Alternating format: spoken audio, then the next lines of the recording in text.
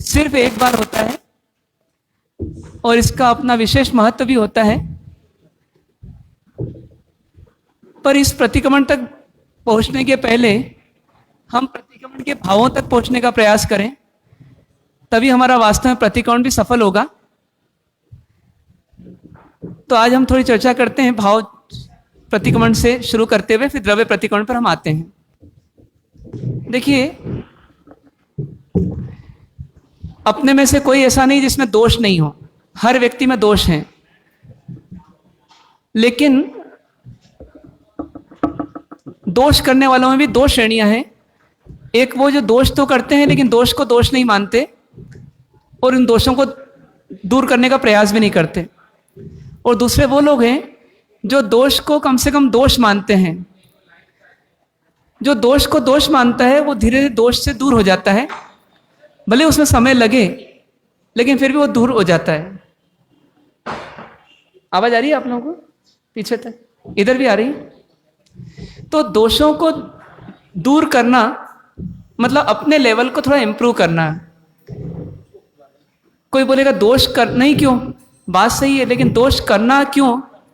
तो ये हम चाहते नहीं दोष करना कोई भी, लेकिन हम सबके संस्कार बहुत गहरे बने हुए हैं, कई गतियों के, कई निमित्तों के, अलग परिवेश में, अलग वातावरण में हम जिए पले बड़े। हमको जीन्स में कुछ मिला, कर्म के उदय के रूप में कुछ मिला, शारीरिक बनावट वैसी मिली।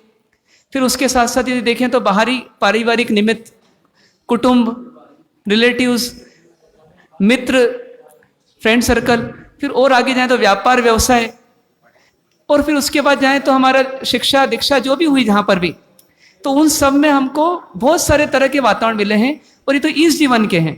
पर ऐसे अनंत जन्मों के संस्कार हमारे भीतर चल रहे हैं, और इसीलिए क्या है कि हर व्यक्ति दोषों का भंडार है। अपना मान कहता है कि मैं दोष नहीं करता हूं, मैं तो बहुत सही रहता हूं, लेकिन देखा जाए तो बहुत दोष है अपने अंदर। ईगो देखा जाए तो बहुत है। क्रोध में जब हम बरसते हैं तो खूब बरसते हैं। फिर जब हमको लोग सताते हैं दुकान में बैठकर या किसी और को देखकर, तो उस समय भी लोभ तीव्र हो जाता है। कभी ईर्ष्या आती है, कभी जो है क्लेश और कलह में बह जाते हैं हम, मतलब आपस में फंस जाते हैं।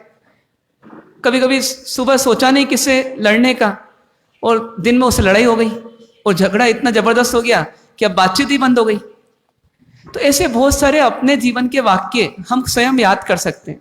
इसका एक सिंपल सा उदाहरण है कि यदि हम में से पूछा जाए कि आप में से कौन ऐसा है जिसका आज इस समय किसी से ही वैर नहीं है, किसी से भी वैर नहीं है। थोड़ी आवाज कम कर दीजिए यदि आवाज जोर से आ रही हो तो। यदि कोई हमसे पूछे कि आप में से किसका किसी से भी वैर नहीं है, कोई मिलेगा ऐसा? हर व्यक्ति के जीवन में कोई ना कोई लोग हैं जिनसे उसको उसकी पटती नहीं है, अनबन चलती है, या कभी कभी तो बातचीत ही बंद है, घर पे आना जाना बंद है, या और आगे बढ़े तो कभी कभी लड़ाई झगड़े भी चल रहे हैं, कोर्ट कचहरी भी चल रही है। ऐसे बहुत सारे उदाहरण मिल जाएंगे। लेकिन आप सोचो, जब जन्मे थे अपन, इस जन्म में जब आए थे, तो उस समय एक भी व्यक्ति ऐसा था क्या जिससे हमारी बातचीत बंद थी, जिससे हमारी पटती नहीं थी? जब जन्मे थे तो कोई नहीं था ऐसा। अब क्या किया, इस जीवन को जीते थे हमने कईयों से वैर बांध लिए, और कई तो क्या दुनिया से चले गए होंगे, और कईयों से हमारा संपर्क ही खत्म हो गया। अब जैसे नौकर को डांट दिया, भगा दिया, मार दिया, जो भी करा, अब नौकर चला भी गया, अब नौकर मिला भी नहीं, लेकिन अंदर में क्या हुआ, वो संस्कार तो बने हुए हैं। उस नौकर का फला फला का नाम आएगा तो आप बोलेंगे अरे वो एकदम बिल्कुल खराब आदमी है। कभी आपका कोई मित्र पूछेगा कि भाई वो मेरे यहाँ नौकरी पर आया है, रखूं क्या उसको? आपके यहाँ से तो हटा दिया आपने, लेकिन आप बोलते नहीं उसको मत रखना, भूल सके। मतलब अंदर में कुछ ना कुछ चल रहा है उसके प्रति। तो ये अपने अंदर ऐसा एक नहीं, ऐसे अनेकों संस्कार चल रहे हैं।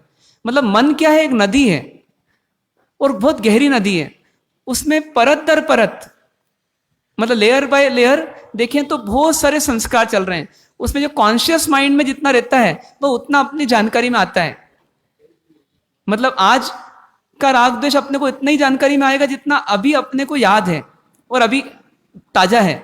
बाकी अंदरूनी तौर पे देखें तो बहुत सारी धाराएं जो अंदर में बह रही है मन में, उनमें बहुत सारे लोगों के प्रति बहुत सारे विचार और बहुत सारी दुर्भावनाएं हमारे अंदर चल रही हैं।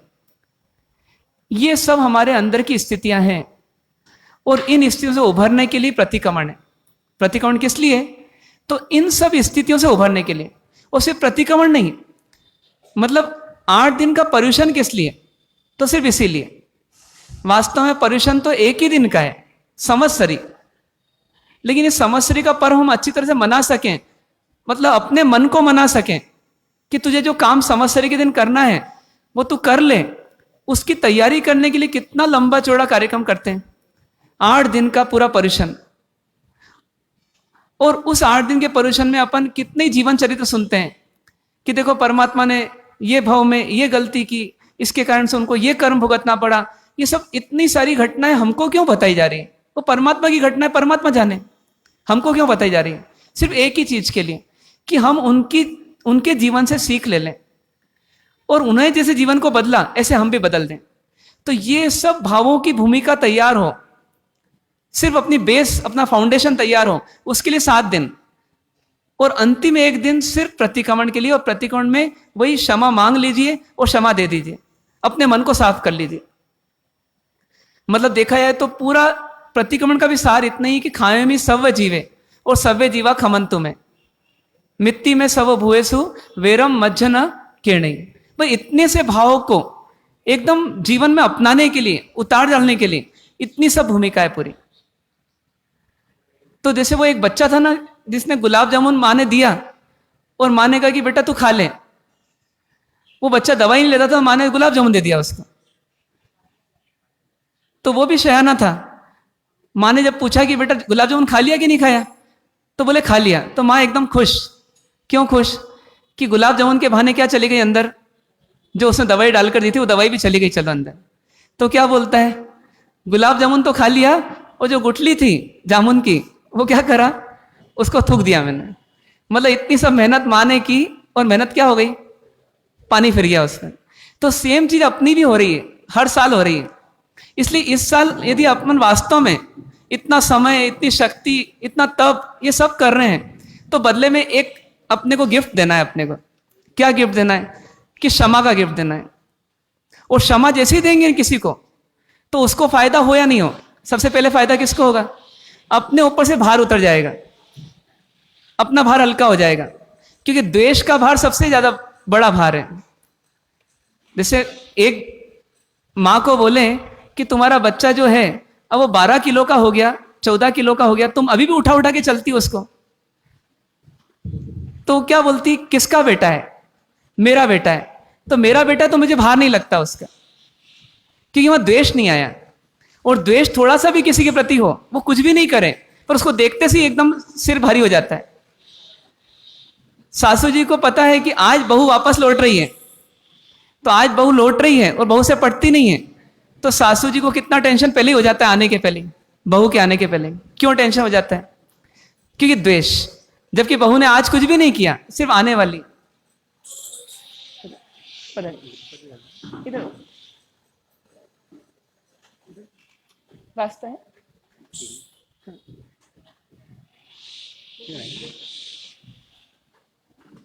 ऊपर ही नहीं। तो सास को सिर्फ बहू का आने का संदेश मिला है और इतने से में अंदर द्वेष है, तो सिर पर भार है। आज वो मुस्कुराहट नॉर्मल नहीं है, आज कामकाज करने में वो रुचि और वो आनंद नहीं है। क्यों नहीं है? क्योंकि द्वेष चल रहा है। तो ऐसे ही अपना द्वेष भी अपने लिए क्या पड़ता है, अपने मन के लिए भारी पड़ता है। और ये सिर्फ द्वेष भारी नहीं पड़ता, ये सतत जितने समय तक अपना द्वेष चलेगा उतने समय तक क्या बांधेगा, कर्मों को बांधेगा। और अपन यहाँ किस लिए आए हैं? 8 दिन इतनी आराधना क्यों कर रहे हैं? पोषद क्यों किया, आज उपवास क्यों करा, तेला क्यों करा, 1 2 3 क्यों करे, अठाई क्यों करी? सिर्फ एक ही लक्ष्य से, अपने कर्म कमो। तो एक तरफ तप करके हम कितनी मेहनत करके कर्म को थोड़ा सा कम कर रहे हैं, और थोड़ा सा द्वेष रख करके बहुत सारे कर्म बांध रहे हैं, और वो भी लगातार बन रहे हैं। तो मन में भावना क्या करना, क्या भावना होनी चाहिए? क्या भावना होनी चाहिए? या तो इस द्वेष को वापस कल से फिर चालू कर दें, 8 दिन के लिए चलो दूर आ गए, या थोड़ा उस परिस्थिति दूर हो गए, इसलिए खत्म, दब गया वो, और अब वापस 90 दिन से फिर चालू कर दें। एक तरीका तो वो है, और दूसरा तरीका ये है कि नहीं, मैंने इतनी मेहनत कर्मों को काटने की अब वापस कर्मों को फिर क्यों बांधना। तो क्या करना, बस मेरे को सबसे पहला काम ये करना कि मुझे अब किसी से वैर नहीं रखना, मेरी किसी से अनबन नहीं रहेगी। जितने कम से कम आज हैं, कम से उनसे मेरी अनबन नहीं रहे। चिट्ठी मत लिखो भले, फोन मत लगाओ भले, चरण स्पर्श भी मत करो भले, लेकिन सबसे पहले अंदर में ये स्वीकार कर लो कि मेरा इससे कोई द्वेष नहीं। ये भी आत्मा, मैं भी आत्मा, ये भी कर्मों के उदय से ग्रस्त है, मैं भी कर्मों के उदय से ग्रस्त हूं। और जो कर्म के उदय कारण से वो बनाव बन गया, वो बनाव बन गया और प्रसंग हो गया, उसको भूलो और आगे बढ़ो। ऐसे भावों से जो व्यक्ति आगे बढ़ता है, वो तो व्यक्ति क्या करता है कि अब कर्मों के कीचड़ में नहीं पड़ता, जागृत होकर के यहां से जाता है और फिर वहां पर भी जागृत होकर के जीता है। और अब वो सामने आएगा, तो यदि आपका द्वेष नहीं होगा तो भले आप मिच्छामि दुक्कडम मत करो, लेकिन आप बोलते मैं बात नहीं करूंगा उससे, तो भैया बात करो उससे। उसको देख करके मैं मुंह फेर लूंगा, नहीं मुंह मत फेरो, वो वैसा ही है, ऐसा सोचता रहूंगा, बुरा ही है, ये सोचना बंद कर दो। वो पर्याय बीत गई, वो अवस्था बीत गई, वो मेरे ही कर्म का उदय था, इसलिए उसको बुरा बनना पड़ा। दो हीरो हैं, एक हीरो और एक विलन है, दोनों ने फिल्म में रोल किया। तो हीरो को जैसे ही विलन देखता तो उसको मारने की कोशिश करता, तो भैया वो डायरेक्टर ने उसको स्क्रिप्ट दी थी इसलिए मार रहा था, तो पिक्चर हो गई पूरी। अब हीरो और विलन का कोई झगड़ा है क्या? कोई झगड़ा नहीं, वो दिखाने के लिए झगड़ा था बस। तो ठीक उसी प्रकार से जो कर्म का उदय आया था उससे हम भी डूब गए उसमें, वो भी डूब गया, गलती उससे भी हो गई और गलती हमसे भी हो गई। हमने द्वेष किया, ही हमारी गलती, हमने गलत शब्द बोले, ही हमारी गलती, हमने उसकी निंदा की, हमारी गलती। बस इस गलती को लंबा नहीं खींचना हमको, अब कर्म नहीं बांधना हमको। इसलिए क्या करना, तो सबसे पहले तो उसके प्रति हमारा जो द्वेष है उस द्वेष को निकालना। मतलब मेरे ही कर्म का उदय था, उसकी कोई गलती नहीं, और वो तो आज भी ऐसा ही है, मन बोलेगा तो आज भी ऐसा ही है, तो मेरा आज भी उदय चल रहा है। कब तक सहता रहूंगा ऐसा? भाई जब तक मेरे कर्म का उदय होगा तो जिंदगी भर रहेगा वो। भैया जिंदगी भर है तो मेरा जिंदगी भर का कर्म का उदय। अभी कैंसर आ जाए 4 डिग्री का हो तो वो तो मौत को ला करके ही जाएगा यहां से। वो शमशान की जब राख बनेगा तभी वो कैंसर जाएगा, उसके पहले शरीर में से कैंसर जाने वाला नहीं। तो अपन एक्सेप्ट करते हैं नहीं करते? तो ऐसे कुछ उदय ऐसे हैं जो जिंदगी भर रहेंगे, कुछ उदय ऐसे हैं जो टेम्पररी रहेंगे। पर यह निश्चित है कि वो जिंदगी भर रहने वाला उदय भी है तो टेम्पररी, वो जाएगा अवश्य। बस इस जन्म में नहीं गया तो अगले जन्म में जाएगा। तो बस इतना सा हमको ध्यान रखना। जस्ती बात क्या है कि अपन इतने तक पहुंच गए, मतलब क्या है कि जैसे स्विमिंग पूल में एक व्यक्ति गया और कूदने के लिए वो वहां तक पहुंच गया, डेस्क तक, बस उसको कूद लगाना है, डाइव लगाना है, और घर से निकला वो, और अब वो बोल रहा है ठंड बहुत है, तो कैसे काम चलेगा? अब तो उसको एक काम करना चाहिए, जब इतना तक आया हूं मैं तो एक जंप और लगा दूं बस। इतने तैरना सीख गए, मैं भी तैरना सीख जाऊंगा। और कोई व्यक्ति बिना डुबकी लगाए तो तैरना सीख ही नहीं सकता। तो हम भी ट्राई करेंगे तो हमको सफलता मिलेगी, और सफलता मिलेगी तो हमारे को और आगे ट्राई करने की इच्छा होगी। ऐसे कुछ उदाहरण है, 1-2 उदाहरण मैं दे देता हूं। जैसे एक व्यक्ति था, मतलब हैं वो अभी, और उनके भाई की पत्नी से बातचीत बंद हो गई, और लंबे समय तक बातचीत बंद रही, मतलब कई साल बीत गए उसमें, और यहां तक कि उनके घर में शादी हुई, उन्होंने अपनी भाभी को नहीं बुलाया,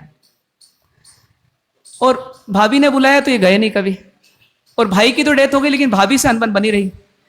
तो स्थिति ये हो गई कि मतलब एक बार भाभी आई, रोते रोते आई, बोले वो इतना धर्म करते हैं, एक बार आप कभी उनको समझाया ना, तो कोई समझाने का मौका भी नहीं मिला और ना कोई ऐसा परिस्थिति हुई, तो वो बात तो आई गई हो गई। फिर वो एक बार शिविर में आए, शिविर में आए तो 5 दिन तक यही चलता रहा कि मन को कैसे ठीक करना, मन को कैसे ठीक करना। तो उस विषय को सुनते सुनते सुनते सुनते न मालूम क्या हुआ होगा, तो वहां से अपने घर नहीं गए, मतलब दूसरे शहर के थे वो, तो घर नहीं गए वो, और भाभी किसी और शहर में रहती थी, उनका पूरा परिवार वहां सेटल हो चुका था। तो वो व्यक्ति सीधे शिविर के बाद भाभी के यहाँ गए, रात को 9 बजे पहुंचे, और 9 बजे पहुंचने के बाद उन्होंने बस गेट से ही बोला कि मैं मिच्छामी दुक्कड़म करता हूँ, जो भी मैंने आज तक आपके साथ गलत किया ना, उसके लिए मैं ही कसूरवार हूँ, और मैं मिच्छामी दुक्कड़म करता हूँ। और वास्तव में वही कसूरवार थे, लेकिन कसूरवार होकर के वो बेकसूर हो गए। भाभी ने फिर अंदर ही बुलाया, बेटे ने भी उनको अंदर आमंत्रित किया। रात रुके पूरे वो, क्योंकि रात को 9 बज गई थी, तो उसके बाद रुके वो, और रुकने के बाद सुबह वो वहां से गए, और उनके द्वार हमेशा के लिए भाभी के लिए खुल गए। जबकि उनकी प्रॉब्लम ये थी कि उनको लगता था भाभी ने हमारा पूरा घर तोड़वा दिया, और इस भाभी के कारण से हमारा घर टूटा पूरा, और इस भाभी को तो मैं कभी माफ नहीं करूंगा। इतना जबरदस्त क्रोध था उनके भीतर में। लेकिन बस एक क्षमा ने उस परिवार को वापस क्या कर दिया, एक कर दिया, और वो भाभी भी जाने लगी, और वो भी उनके घर जाने लगे। साल में 365 दिन साथ में रहना नहीं पड़ता, लेकिन जितने समय साथ बिताते हैं साथ में, उतने समय हंसी खुशी से बिताए जाते हैं। ये क्या हो गया चेंज? बस ये क्षमा का प्रभाव है, चमत्कार है। बस उसके लिए उन्होंने क्या किया वो सोचें अपन। उन्हें एक पावर बढ़ाया अपना, एक कायरता छोड़ दी। मैं माफी मांगूंगा तो वो क्या बोलेंगी, और वो तो मेरे को और कसूरवार मानेंगे। अरे भैया, मैं ही कसूरवार हूं कि मेरा क्रोध, मेरा द्वेष मेरा कसूर है, और मेरे कर्म में बांध रहा हूं, और मुझे मतलब मैं अपनी आत्मा को ही दुखी कर रहा हूं कि भविष्य में ये दुर्गति में जाएगी तो डंडे इसको खाना पड़ेंगे, दुख इसको भोगना पड़ेगा। तो मुझे मेरी मतलब भाभी पर दया नहीं आई, वास्तव में किस पर दया आ गई? उनको अपनी आत्मा पर दया आ गई कि मुझे अब अपनी आत्मा को और दुखी करने वाले काम नहीं करना, बहुत कर लिए। ऐसे भी इस मनुष्य जीवन में अपने कितने ही कर्म बांधे होंगे। अब थोड़े से अपने को चेंज करने का मौका देवगुरु धर्म के सानिध्य में मिला है, और यदि यहां नहीं करेंगे तो फिर कब करेंगे? तो इसलिए क्या करना, एक भाव प्रतिक्रमण हमको करना। प्रतिक्रमण का वास्तविक अर्थ क्या होता है कि कुछ अतिक्रमण हो गया है हमारे जीवन में, अब उसका क्या कर लेना, वापस प्रतिक्रमण कर लेना, मतलब उससे लौट जाना वापस। एक तरह से क्या है कि हम पर को अपने अधिकार में मानने लग गए।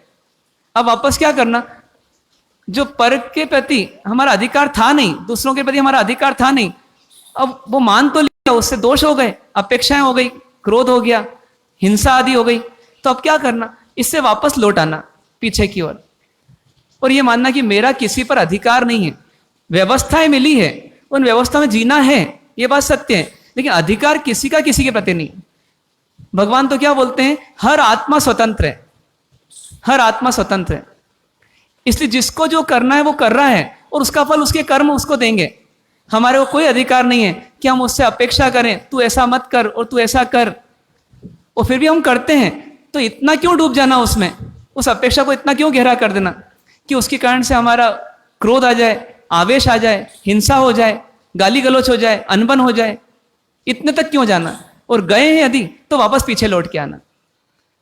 यदि कोई बोले कि मुझे क्षमा मांगने में शर्म आती है, तो ज्ञानी क्या बोलेंगे, भैया क्रोध करने में शर्म नहीं आई तो क्षमा मांगने में क्यों शर्माना? यदि आपको बिगड़ने में शर्म नहीं आई तो सुधरने में क्यों शर्माना? एक भाई के लड़के ने कुछ गलती कर ली, तो उस भाई ने स्वीकार किया कि हाँ, मेरे बेटे ने गलती की है, आपको मैं माफी मांगता हूं। यदि आप माफ कर सकें तो कर दें, पर वो इतने गुस्से में थे तो माफ करने की स्थिति में नहीं थे। फिर भी उन्होंने बोला मैं माफी मांगता हूं, आप माफ कर सकें तो कर दें, मेरे बच्चे ने गलती करी है 100%। और फिर भी यदि आपको लगता है कि आप मुझे इस समय माफ नहीं कर सकते, तो अपन सभा को बुला लेते हैं, समाज को बुला लेते हैं, मैं समाज के सामने माफी मांग लेता हूं। और यदि आपको उसमें भी शांति नहीं मिलती हो तो आप पुलिस में जाते हैं, तो चले आइए, मैं खुद अपने बच्चे को लेकर वहां जाऊंगा, उसको बंद करवाऊंगा। और यदि आपको उसमें भी शांति नहीं मिलती है तो आप कोर्ट केस कर दीजिए, मतलब जो दंड देना दे दीजिए, क्योंकि मैं कसूरवार हूं। कसूर उनका नहीं था, कसूर तो बेटे का था, लेकिन बेटे की जवाबदारी मेरी है, तो इसलिए आप जो देना चाहे दे दीजिए। तो ये क्या स्थिति है? ये अपने कर्मों को और नहीं बांधना। पहले बांधा होगा तो आज बेटे के माध्यम से दुख मिल रहा है, और बांधूंगा झूठ सच करके, माया करके, तो और कर्म बंधन करेंगे। तो ऐसा क्यों करना? सरल सीधा जीवन जीना, ये प्रतिक्रमण का संदेश है। तो गलती होगी, निश्चित होगी। क्या करना अपने को? प्रतिक्रमण करना। अब जब हम प्रतिक्रमण करते हैं तो प्रतिक्रमण करते हुए हमारे को ज्ञानियों ने एक मेथड दी। अब उस मेथड पर अपनाते हैं कि कैसे हम उस प्रतिक्रमण तक पहुंचे। ठीक है, कुछ कुछ हमको याद है तो उसको तो हम निपटा सकते हैं। वास्तव में प्रतिक्रमण करने के शुरू करने के पहले ही निपटा देना चाहिए कि जो जो याद आ रहा है मोटे तौर पर उसको तो पहले ही निपटाओ। फिर भी यदि कुछ कई चीजें ऐसी हैं जो हमको याद भी नहीं होगी, या हम कैसे कैसे दोष करते हैं हमको पता भी नहीं होगा, तो उसके लिए ज्ञानियों ने क्या करा? एक मेथड बनाई पूरी, जो आज अपन करेंगे। वो मेथड क्या है? तो प्रतिक्रमण का एक दूसरा नाम और है। क्या नाम है? षड आवश्यक। क्या बोलते हैं उसको? षड आवश्यक। षड मतलब 6 और आवश्यक मतलब अवश्य करने योग्य, मतलब इसेंशियल, एकदम अनिवार्य। उन कार्यों को बोलते हैं अपन आवश्यक। तो जीवन में 6 कार्य आवश्यक हैं। वो परमात्मा ने या आचार्यों ने व्यवस्था दी कि इसी के तहत आप जियो। तो अपन क्या करते हैं, जब अपना प्रतिक्रमण शुरू होता है तो शुरू के समय तो अपन क्या करते हैं, सबसे पहले परमात्मा की शरण में जाते हैं, जिसमें अपन जय तीवण का पूरा चैत्यवंदन करते हैं। मतलब अपन जब अपने अपराध की क्षमा मांगने गए हैं तो किसकी साक्षी में करना है? तो अपन परमात्मा की साक्षी में जाते हैं, और परमात्मा की साक्षी में अपन जय तीवण का चैत्यवंदन करते हैं। चैत्यवंदन इसलिए करते हैं कि सबसे पहले तो परमात्मा को हम वंदन कर लें, हमारा झुकाव परमात्मा की ओर हो जाए। तो ये कठोर आत्मा क्या है, थोड़ी कोमल हो जाए। उसके बाद क्या करते हैं अपन, सिर्फ अरिहंत परमात्मा और सिद्ध परमात्मा ही नहीं, शॉर्ट में आचार्य, उपाध्याय और साधु को भी क्या कर लेते हैं? वंदन कर लेते हैं। आचार्य जी मिश्र, उपाध्याय जी मिश्र, साधु जी मिश्र, मतलब क्या कि जितने हैं सबको मैं नमन करता हूं। आचार्य भी, उपाध्याय भी और साधु जी। ये करके हमारी भावों की भूमिका बनती है कि पंच परमेष्ठी को हमने नमस्कार कर लिया। उसके बाद फिर क्या होता है, यहां से हमारे 6 आवश्यक शुरू होते हैं, स्टेप बाय स्टेप। तो थोड़ा याद भी रखना आप, क्योंकि प्रतिक्रमण करना भी है। तो पहला आवश्यक क्या होता है, उसको बोलते हैं सामायिक आवश्यक। सामायिक आवश्यक मतलब क्या, कि हम इस आवश्यक क्रिया में समता का अभ्यास करते हैं, प्रैक्टिस करते हैं उसकी, समता में जीने की।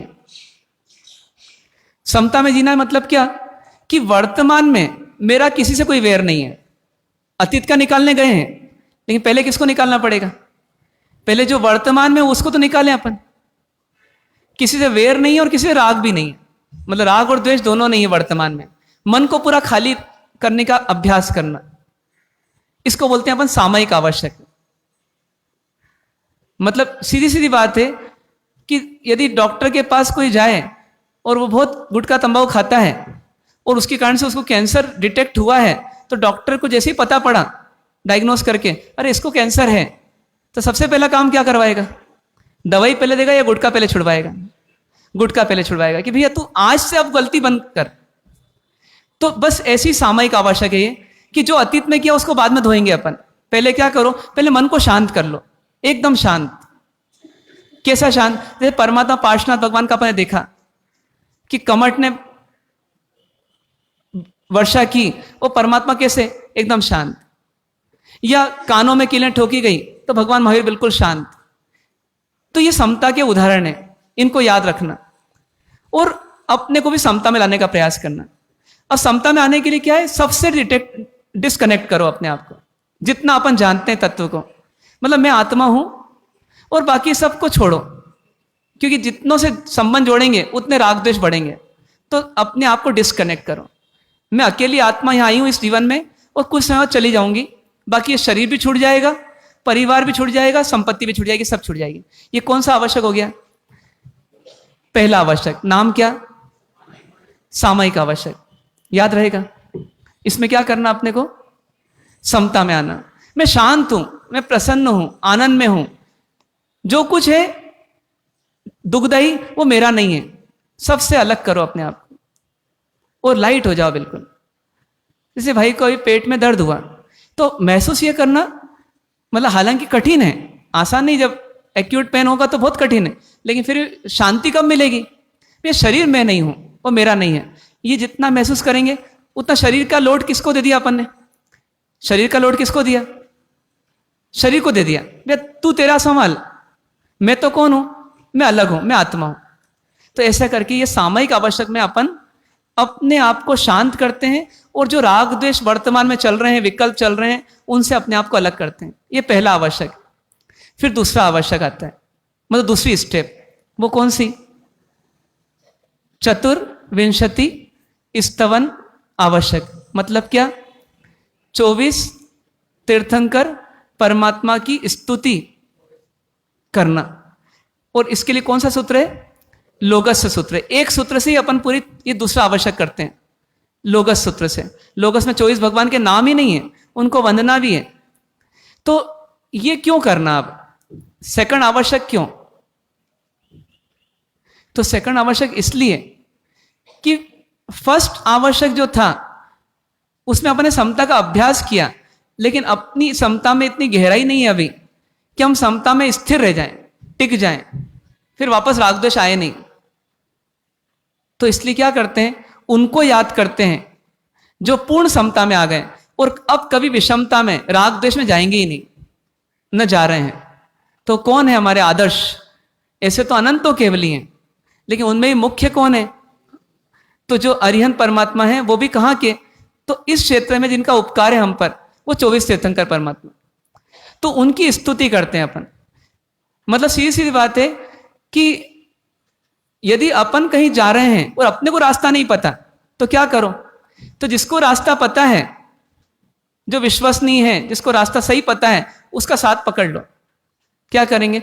वो अपने को ही पहुंचा देंगे। तो ये 24 तीर्थंकर परमात्मा हमारे लिए क्या है? आदर्श है कि ये कभी दोष करते नहीं और हम कैसे हैं? दोष से छूटते नहीं। तो क्या करना? इनकी शरण में चले जाना और इनकी स्तुति करना। इनकी स्तुति भी क्या करेगी? हमारे पापों को धोएगी, हमारे पापों को धोएगी। ये प्रतिक्रमण करने के पहले जो हम जितना धो सकते हैं धो रहे हैं अपने आप को। जैसे कपड़े पे साबुन लगाने के पहले क्या करते हैं? पहले भैया पानी से निकालो एक बार इसको, फिर बाद में साबुन लगा करके धोएंगे। तो ये सब अभी प्रतिक्रमण चौथा आवश्यक है। उसके पहले ये तीनों क्या है जो रहेंगे?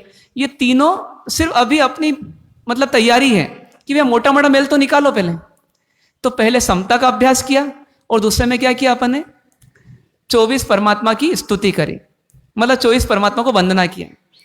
फिर उसके बाद अब तीसरा आवश्यक आया। मतलब ये दूसरा आवश्यक करते करते थोड़े भाव हमारे स्थिर हुए, तो अब तीसरे आवश्यक में पहुंचे। तीसरा कौन सा? वंदना आवश्यक। वंदना आवश्यक इसका शॉर्ट नेम है, पर यूं देखा है तो गुरु वंदन है। ये गुरु को वंदना। ये तीसरा आवश्यक क्यों करते हैं अपन? कि परमात्मा तो बिल्कुल शिखर पर पहुंच गए, लेकिन मुझे, मेरी स्थिति बहुत नीचे है। क्या करना? मुझे किसी की आवश्यकता है। तो वो कौन है? वो सदगुरु हैं, गुरु हैं। तो अपन उनकी शरण में भी जाते हैं। मतलब देव को तो नमन किया, अब साथ में किसके साथ आ रहे हैं? गुरु के पास आ रहे हैं। तो गुरु से जुड़ना, तो जुड़ते समय सबसे पहला काम क्या करना? जैसे बच्चा भी टीचर से पढ़ता बाद में है, पहले टीचर प्रवेश करती है क्लासरूम में, तो क्या करता है? उनको नमन करता है, विश करता है उनको। कोई व्यक्ति अपने से मिलता है तो पहले क्या करता है? सैल्यूट करता है, यदि दरबान आदि मिलते हैं तो। मतलब कोई व्यक्ति का शिष्टाचार सबसे पहला क्या होना चाहिए? कि वे जिससे आप मिलने जा रहे हो उसको वंदन करो, पहले उसको कोई भी शिष्टाचार का प्रयोग करो। तो गुरु के पास जा रहे हैं तो गुरु को क्या करना? वंदन करना। अब वंदन कैसे करना? तो वंदन अपन करते हैं ऐसे, तो मध्यन वंदना भी एक वंदन है, अबुठ्योमी वाला भी एक वंदन है। पर ये थोड़ा सा जब हम सामयिक में ही हैं तो हम कौन सा वंदन करते हैं? हम व्रती हो गए उस समय, तो उस समय क्या करते हैं? हम ये द्वादशावर्त वंदन करते हैं। मतलब ये 12 बार हम क्या करते हैं? आवर्त करते हैं। मतलब 12 बार एक तरह से हम क्या कर रहे हैं? वंदना कर रहे हैं। तो ये वंदन जो है, ये देखा जाए तो ये वंदन की क्रिया भी हमारे को वंदना कैसे करना है सिखा रही। तो हम उस समय कौन सी मुद्रा में आ जाते हैं? विनय की मुद्रा में कैसे करते हैं, मैं दिखाएंगे, दिखा पाएंगे नहीं दिख पाएंगे, छोड़ो। हाँ हाँ बताइए, यहाँ बताना पड़ेगा, दिक्कत तो नहीं, थोड़ा सा आप देखिए बस, ठीक है ठीक है ठीक है ठीक है। मतलब इस प्रकार से बैठना है, इस प्रकार से बैठना बस हो गया। नहीं तो इसको बोलते हैं अपन यथाजात मुद्रा। यथाजात मतलब क्या, बच्चा जन्म लेता है, जात मतलब जन्म और यथा मतलब जैसा, तो जैसा जन्म के समय होता है वैसी मुद्रा को बोलते हैं यथाजात मुद्रा। और इस मुद्रा में अपन क्यों आते हैं, क्योंकि अपन जन्म के समय बिल्कुल सुकोमल थे, जैसा कोई बोले वैसा कर लें ऐसी स्थिति थी। शरीर तो था ही पर मन भी था, लर्निंग स्थिति में था। अब क्या हो गया, अब टीचिंग स्थिति में आ गया, मतलब अब लर्न करने से मना करता है। तो क्यों, क्योंकि अहंकार आ गया। तो अहंकार को गला करके गुरु से मिला जा सकता है, इसलिए अपन इस मुद्रा में आते हैं। अब जैसे कई बार अपन प्रतिक्रमण करते हैं, ठीक है शारीरिक स्थिति नहीं है तो अलग बात है, पर शरीर की यदि अनुकूलता है तो हमको जैसी मुद्रा बताई गई वैसी ही करेंगे तो उसके भाव तक भी हम पहुंच पाएंगे। तो यथाजात मुद्रा में आकर के हमको वंदन करना। और ये दोनों हाथ सिकुड़ क्यों लेते हैं उस समय, क्योंकि बच्चे के भी सिकुड़े रहते हैं और पैर भी आपस में सिकुड़े रहते हैं, सिमटे हुए रहते हैं। तो ऐसी स्थिति हम ले आते हैं। और फिर क्या करते हैं, फिर जब हम बोलते हैं कि अहो कायम काया, उसके बाद बोलते हैं खायमी। तो खायमी मतलब हम खमाते हैं, तो क्या करते हैं अपने मस्तक को नीचे ले जाते हैं। और ये दोनों जो अपन मुपत्ति को खोल के रखते हैं, तो क्यों रखते हैं, तो ये दोनों क्या है, मानो गुरु के चरण है। हम लोग नहीं रखते क्योंकि हमारा ओघे के ही दो पार्ट हो जाते हैं, पर आपके पास चरवले में बीच में कोई व्यवस्था नहीं, तो आप क्या करते हैं, ये मुपत्ति रखते हैं ऐसी और महसूस करते हैं गुरु के चरण है और फिर इनको मैं वंदन कर रहा हूं। तो इस प्रकार से अपन ये वांदना आवश्यक में जाकर के अंदर में रहे हुए आपकी आशातना की हो, या मैंने क्रोध किया हो, मान किया हो, माया किया हो, लोभ किया हो, जो भी मैंने गलत किया है, तो मैं उसके लिए आपको क्षमाता हूं, मच्छामी दुक्कड़म देता हूं, जिससे कि मैं लायक बन सकूं कि फिर दुनिया से भी प्रतिक्रमण कर सकूं। पहले तो किससे प्रतिक्रमण करना, सबसे पहले गुरु से करना, और फिर बाद में पूरी दुनिया से ही प्रतिक्रमण करना। क्योंकि एक गुरु से ही यदि हमने संबंध नहीं बनाया तो हम तो अपने को पार लगाने वाली नौका को ही डुबो देंगे, तो फिर हम पार कैसे पहुंचेंगे। तो पहले तो गुरु को अपने साथ करना, या आप गुरु के साथ हो जाना। तो इसे तीसरे आवश्यक में अपन गुरु के साथ हो जाते हैं। अब उसके बाद के क्रियाओं में अपन गुरु के साथ ही चल रहे हैं, देखा जाए तो ऐसे करते करते अपन चौथे आवश्यक में आ जाते हैं। चौथा आवश्यक हमारा जो होता है, इसका नाम है प्रतिक्रमण आवश्यक। वास्तविक प्रतिक्रमण ये है। अभी तक तो क्या था, इस चौथे आवश्यक तक पहुंचने के लिए भूमिकाएं थी। तो हम इस पूरी क्रिया को प्रतिक्रमण क्यों बोलते हैं, क्योंकि सबसे मुख्य क्रिया ही प्रतिक्रमण आवश्यक है। वो इतना मुख्य है कि इस पूरी षड आवश्यक की क्रिया को क्या बोल दिया गया, प्रतिक्रमण बोल देते हैं अपन। तो पूरा बैकग्राउंड बनाया और उसके बाद हम अब प्रतिक्रमण आवश्यक में आ गए। अब इसमें क्या करेंगे, तो इसमें आप लोग वंदित्व करेंगे, सबद सभी करेंगे, फिर कभी गुरु को भी खमाएंगे, कभी आयरी हो जाए करके सबको खमाएंगे, सभी जीव राशि को खमाएंगे। उसमें ऐसे बार बार करते रहेंगे अपन, बदल बदल करके, कुछ उद्देश्य थोड़े थोड़े बदलते रहेंगे। पर इन सब चौथे आवश्यक में एक ही क्रिया चलेगी कि ये मेरे दोष हैं और ये गलत है। मतलब जैसे ही आपने दोष को दोष माना तो आपको दोष से घृणा होगी, और घृणा होगी दोष दूर जाएगा, दोष दूर जाएगा। मतलब जैसे एक कुत्ता कहीं घुस गया गली में और उस कुत्ते को निकालना है, दूसरे कुत्ते क्या करते हैं, सिर्फ एक ही काम करते हैं, उस पर भौंकते हैं जोर जोर से। वो भौंक क्यों रहे, ये निकल जाएगा उससे। तो ठीक उसी प्रकार से अपने को गुस्सा करना तो किस पे करना, अपने दोषों पर। और इतना गुस्सा करना मतलब इतना उनको गलत मानना कि उन दोषों को लगे कि ये अपनी जगह नहीं है, यहां अपन टिक नहीं सकते, निकलना पड़ेगा अपने को, ऑटोमेटिकली भागेंगे वो। जितना अपने को क्रोध पर गुस्सा आएगा उतना क्रोध ही खत्म हो जाएगा। जितना अपने को अपने मतलब अविनय का अपन क्या करेंगे, अनादर करेंगे, अपनी अविनय का अनादर करेंगे। जितना जैसे अपन दूसरे का अनादर करते हैं ना कई बार, ऐसे अपने अविनय का अनादर करेंगे, उसका तिरस्कार करेंगे, उसका अपमान करेंगे, तो क्या होगा, वो अविनय की आदत निकल जाएगी। ऐसे जितना अपन अपनी मायाचारी को ऐसा मानेंगे ये गलत है, गलत है, गलत है, सरलता अच्छी है, अच्छी है, अच्छी है, तो अपने जीवन में एक चमत्कार होगा, माया जाएगी और सरलता आएगी। तो जिस भी दोष को अपन गलत मानेंगे तो वो दोष अपने से दूर हो जाएगा। तो यही प्रयास अपन एक बार में कर सकते हैं, लेकिन नहीं कर पाए तो बार बार बदल बदल करके अपने को कराया जाता है। और आज के दिन तो विशेष कि पूरे के पूरे हमको साल भर में जो जो दोष हुए हैं उसका ही प्रतिक्रमण करना है। तो क्या करेंगे अपन, पहले वंदित्व आदि करेंगे, लेकिन वो करने के बाद अपन कहाँ प्रवेश कर लेंगे, समस्तरी मुपत्तिपठन करेंगे। मतलब क्या करेंगे, अब समस्तरी संबंधी भी प्रतिक्रमण कर लेंगे। 6 आवश्यक में चौथा आवश्यक जो है वो 2 प्रकार से होगा आज। एक तो दिवस संबंधी, मतलब आज के दिन संबंधी जो मैंने अतिक्रमण किया है उसका मैं प्रतिक्रमण करता हूं, और इसी में बीच में साल भर में जो मैंने अतिक्रमण किया है उसका भी आज प्रतिक्रमण करता हूं। तो ऐसे करके चौथे आवश्यक में अपने को कई बार मौके मिलेंगे, पर मन और तन दोनों यहीं रहे। और अब शब्द जितना जान सके जाने, लेकिन भावों से तो हम जितना कर सकें करते जाएं। और इनमें अपने को दोषी माने बार बार।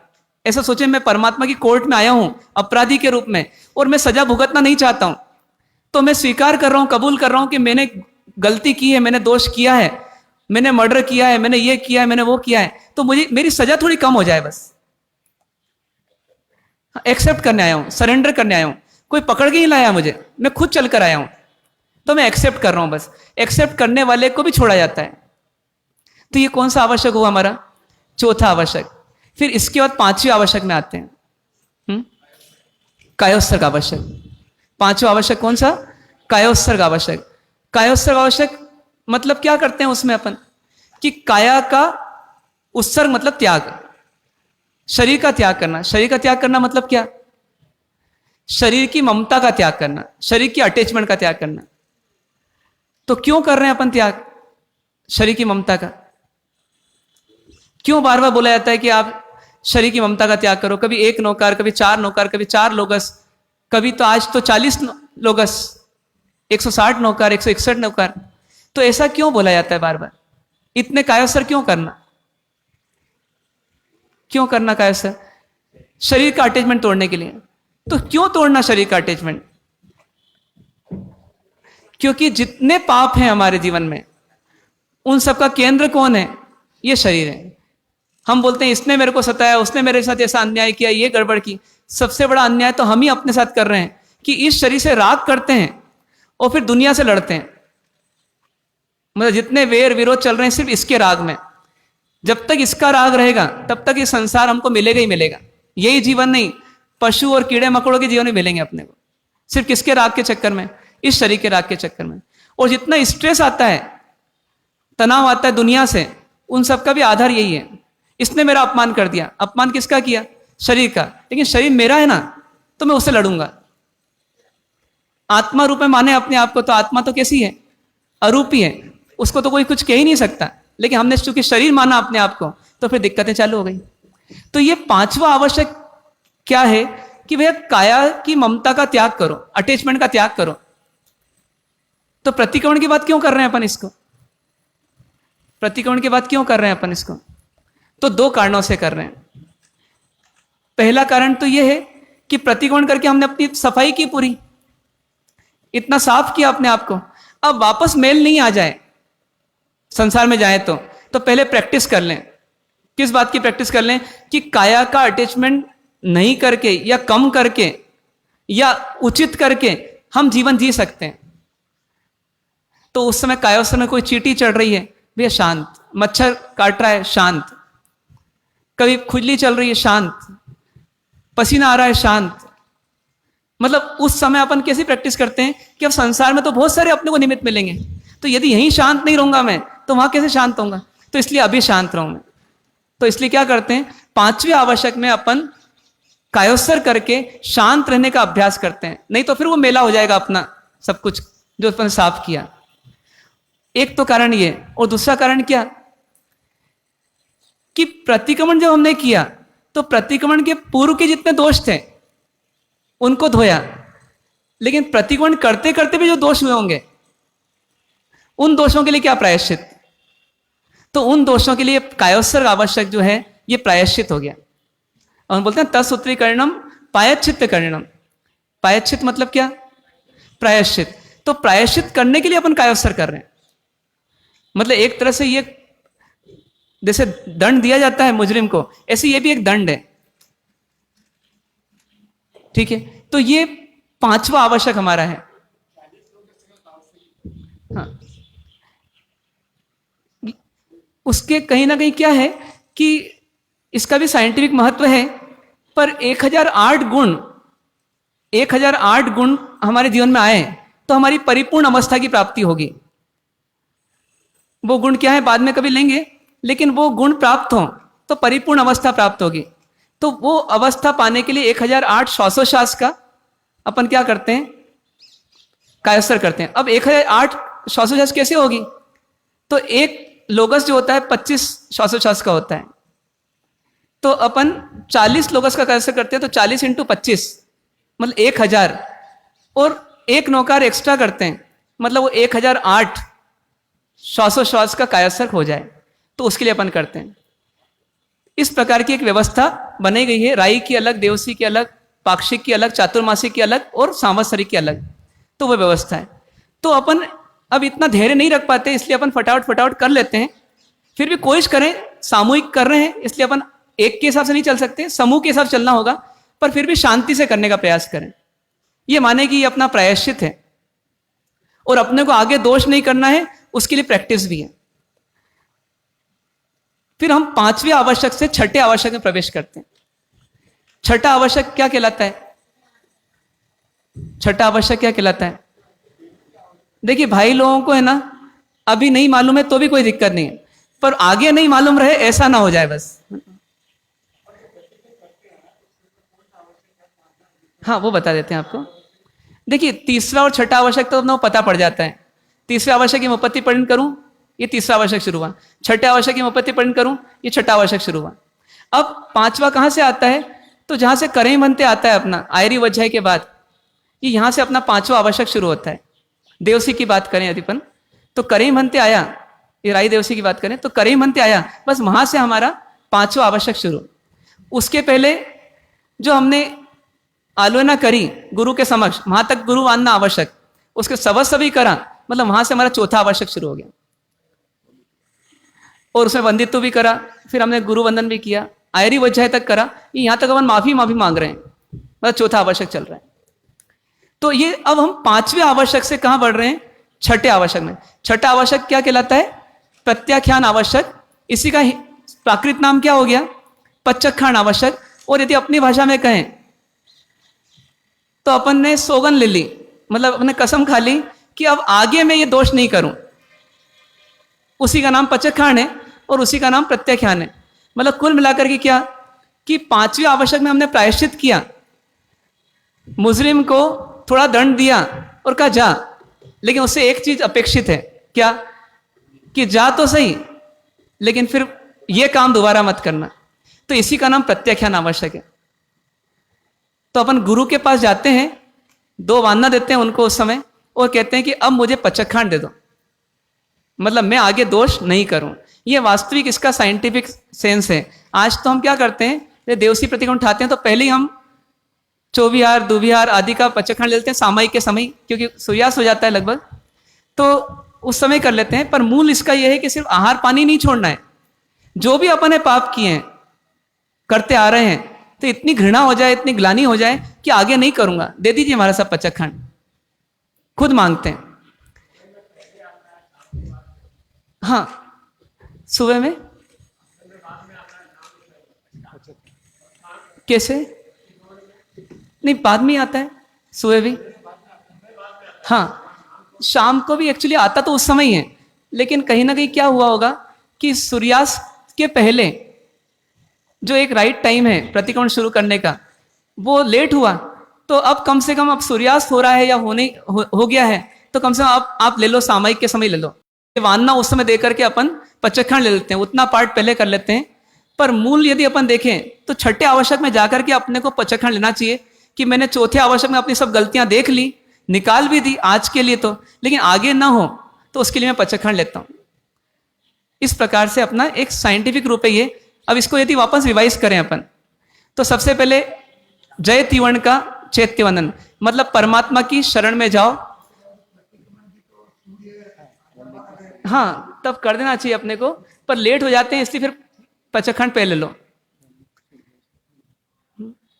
हाँ, तो अब अपन आते हैं कि एक रिवीजन, क्योंकि टाइम हो रहा है, रिवीजन ये करना है अपने को कि सबसे पहला काम क्या किया अपन ने? नहीं, सबसे पहले अपन ने चैत्य वंदन किया और आचार्य जी, उपाध्याय जी, साधु जी, इन सबको अपन ने वंदन किया। मतलब कुल मिलाकर के पंच परमेष्ठी की शरण में गए। और फिर वहां एक बार बोलते हैं सवस्वी देवसीय दुचिंती दुबासी दुचिठी तस्मिच्छा जुड़ो। शॉर्ट प्रतिक्रमण यहां कर लेते हैं, उसके बाद डिटेल प्रतिक्रमण करने के लिए अपन कहां जाते हैं अब? 6 आवश्यक में। तो 6 आवश्यक में सबसे पहला कौन सा? सिर्फ भाई लोग बताएं, बोले, यदि नहीं बोलेंगे तो आप आज ही भूल जाएंगे, अभी भूल जाएंगे। सामयिक आवश्यक, मतलब अपने को अभ्यास किसका करना? समता का। बस इतना शॉर्ट में याद रख लें। आपको बताएंगे आज कि कहां से सामयिक आवश्यक शुरू हो रहा है। आपको बस काम क्या करना है, सूत्र जितना समझ में आए ठीक है, पर कम से कम आप समता में आने का अभ्यास करें कि वर्तमान में मेरे को किसी से कोई राग द्वेष रंजिश नहीं है, मैं शांत हूं बस। फिर दूसरा आवश्यक कौन सा? लोगस, मतलब कौन सा? चतुर्विंशति। चतुर्विंशति मतलब 24 तीर्थंकर परमात्माओं की स्तुति। वो किस सूत्र के माध्यम से? लोगस के माध्यम से। तो ये भी आपको बताएंगे। उस समय आपको कुछ नहीं करना, बस 24 परमात्मा को विजुलाइज करो, देखो, और देख करके उनके प्रति समर्पित हो जाओ। अंदर से आवाज निकले कि तिथेरा में पसियंतु, मतलब क्या? कि हे तीर्थंकर परमात्मा, मैं था बिगड़ा हुआ, लेकिन अब आपकी शरण में आया हूं, मैं ऐसा काम करना चाहता हूं जिससे आप मुझ पर प्रसन्न हो जाएं। मतलब ऐसा काम नहीं करूंगा जिसकी आपने आज्ञा नहीं दी, जो आपको पसंद नहीं है। मतलब किसी व्यक्ति को खुश करना है तो क्या करते हैं अपन? भाई आप जैसा चाहते हो ऐसा करूंगा। बारातियों को खुश करने के लिए कितना कुछ कर लेते हैं। तो ऐसे परमात्मा को खुश करना है, ऐसा काम करना है। तो परमात्मा जिसको नहीं चाहते, जिसकी आज्ञा नहीं दी, वो काम नहीं करना। तो ऐसे अंदर भाव लाना, तो अंत में जाके क्या मिलेगा? सिद्धा सिद्धिम मम दिशंतु। मतलब अंत में परमात्मा, मैं इतना ही चाहता हूं कि आपके ऐसी सिद्धि, आत्म सिद्धि, परमात्मा पद की सिद्धि बस मुझे मिल जाए। तो ये अपना दूसरा आवश्यक होता है। फिर तीसरे आवश्यक में अपन क्या करेंगे? वंदना। तो वंदना में क्या करेंगे अपन? किसकी शरण में जा रहे हैं हम? गुरु की शरण में। क्या बनकर जाएंगे? आज जन्मे हुए बच्चे के समान, एकदम आज जन्मे बच्चे के समान। हाँ, मतलब इतना झुक जाना, इतना अहंकार को गला देना कि मैं कुछ भी नहीं हूं, मैं बहुत बोना हूं।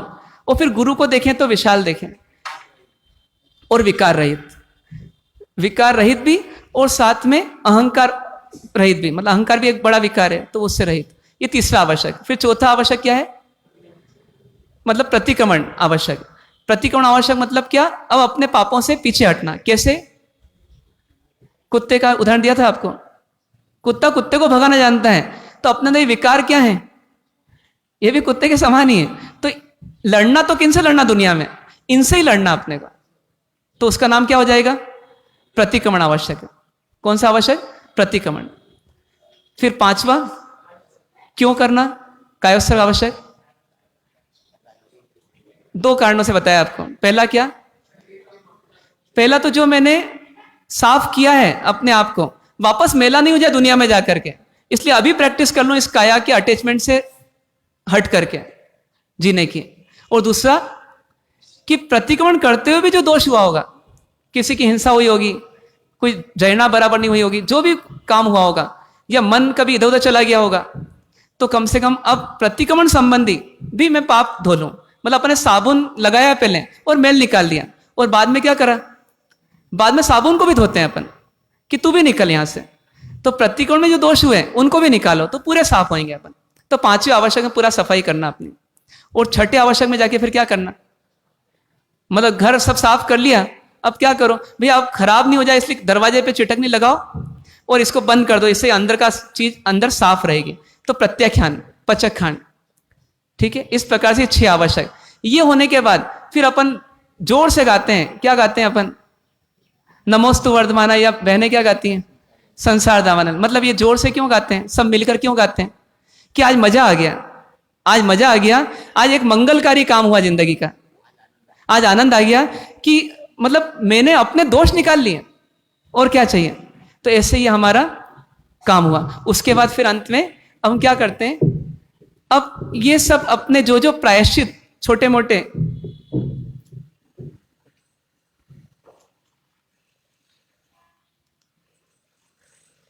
अच्छा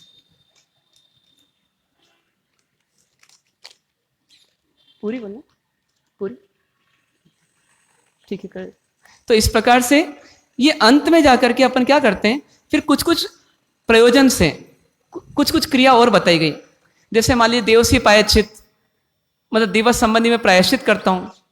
फिर खुद्दो पद्दो, मतलब मैं जो भी इसमें भी उपद्रव हुआ, वास्तव में उपद्रव बाहर से नहीं होता बिल्ली आदि का, ये तो होता है, लेकिन इसमें भी सबसे बड़ा उपद्रव कहाँ होता है, मन में होता है, कि मन कभी उधर दौड़ता है कभी उधर दौड़ता है बिल्ली की तरह या और चीजों की तरह। तो उसका प्रायश्चित करता हूं मैं। मतलब यदि अपन ने इस प्रतिक्रमण को गंभीरता से नहीं लिया तो ये प्रतिक्रमण नहीं करने वाले से भी अधिक दोष है। क्यों? क्योंकि वैल्यूएबल चीज मिली और उसकी वैल्यू समझ में नहीं आई, तो आज आपने थोड़ी सी आशा ना करी, बैठे बैठे करते हैं क्या दिक्कत है, बातचीत करते हुए करते हैं क्या दिक्कत है, तो आगे जब ये चीज मिलेगी तो आगे भी इसके प्रति अहोभाव नहीं आएगा। कभी कभी जैसे व्यक्ति होता है ना, जिनेतर व्यक्ति मिलता है, वो साष्टांग नमन कर देता है कभी कभी, क्योंकि उसको लगता है ऐसे लोग नहीं मिलते अपने को बार बार। तो उसको वैल्यू समझ में आ गई, वैल्यूबल चीज मिलने के पहले, और अपने को वैल्यूबल चीज मिली और अपने उसकी वैल्यू नहीं समझी, तो आगे क्या होगा कि हमारे भीतर में उसके प्रति अहोभाव ही नहीं आएगा। तो जो उससे हमको लाभ होना चाहिए वो लाभ ही नहीं होगा। इसलिए बहुत ध्यान रख करके हमको प्रतिक्रमण करना। तो ये सब करने के लिए हमको ये व्यवस्थाएं बताई गई। तो ठीक है, अब अपन इतने तक ही रखते हैं। कितना बजा? तो इतने तक रखते हैं। ये अपना शॉर्ट में प्रतिक्रमण संबंधी कार्य हुआ, ये हमको करना है आज। हिंदी में जितना अतिचार होगा वो भी प्रतिक्रमण आवश्यक का ही एक पार्ट है, तो वो तो बिल्कुल हिंदी में ही है, वर्ड टू वर्ड बिल्कुल हिंदी में। तो वो हमको पूरा सुनना भी, और भीतर में उसी में हमको सोचते जाना, चिंतन करते जाना कि मैंने ये दोष किए हैं क्या, और किए हैं तो मिच्छाएं दुक्कड़म। थोड़ा हृदय क्या होगा, कोमल बनेगा। अपन ये नहीं बोल सकते 100% आपका प्रतिक्रमण शुद्ध होगा, लेकिन ये मान के चलें कि यदि थोड़ा विचार करेंगे, चिंतन करेंगे, तो कुछ ना कुछ लाभ होगा हमारा। ठीक है, तो इस प्रकार से अपना प्रतिक्रमण हुआ। जो शरीर से अपन प्रतिक्रमण करते हैं उसको अपन कौन सा प्रतिक्रमण बोलते हैं? शरीर से, शब्दों से, सूत्रों से, इनको बोलते हैं द्रव्य प्रतिक्रमण। और जो इसके कारण अंदर में परिवर्तन आता है, बस वो भाव प्रतिक्रमण है। तो अपने लिए मुख्य कौन है? भाव प्रतिक्रमण। और साधन कौन है उस तक पहुंचने का? द्रव्य प्रतिक्रमण। तो द्रव्य प्रतिक्रमण करते करते ये ध्यान रहे अपने भीतर के रसायन में परिवर्तन आना चाहिए, अंदर में केमिकल चेंज होना चाहिए।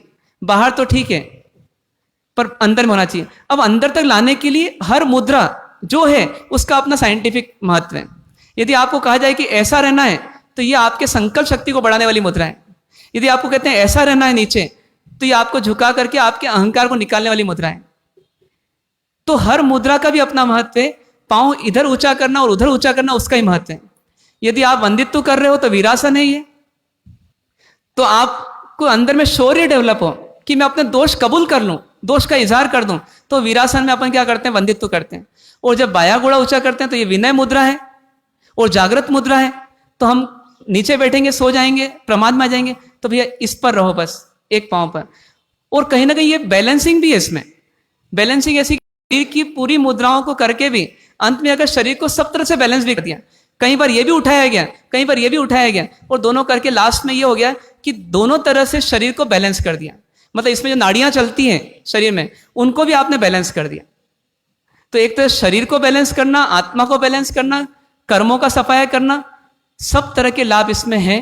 इसलिए कोशिश करना अपने को अच्छी तरह से अपने को प्रतिक्रमण करना। ओम शांति शांति शांति। अब अपन आते हैं, कौन पढ़ेंगे? आप पढ़ो। अच्छा, सामयिक कोई ऐसे हैं जो सामयिक में नहीं है? हाँ, अभिषेक जी आ जाते भाई है क्या?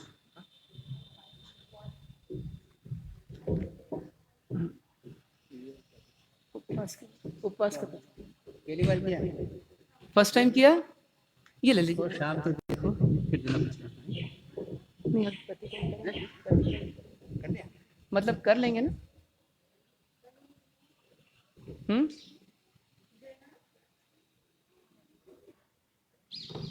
मम्मी करवा रही कि आप कर रहे हो? नहीं मतलब अभी प्रतिकोण करेगी बच्ची। हाँ, तो फिर आप शाम को दे दीजिएगा, ठीक है। नहीं, शाम को आप शाम 75 तक का तब तक प्रश्न। कर दीजिए इसको अभी, फिर शाम को उसका निर्णय या कह दे देते हैं, कोई दिक्कत नहीं। हाँ, अभी तो पानी वानी पिया कि नहीं पिया? हैं? पानी पी लेना।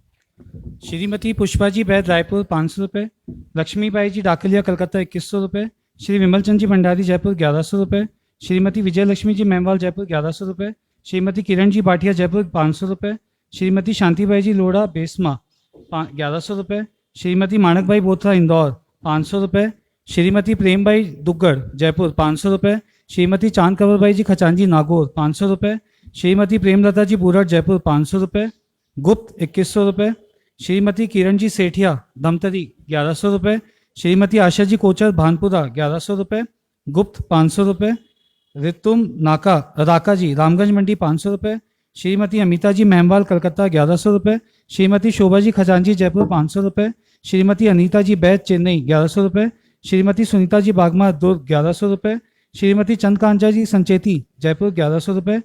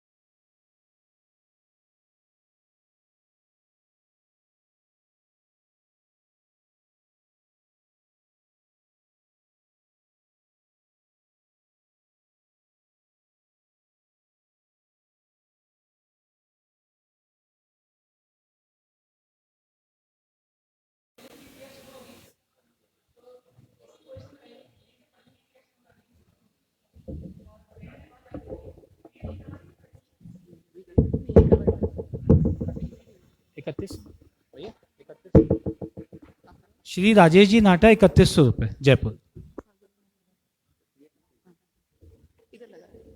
इसको बंद कर दो।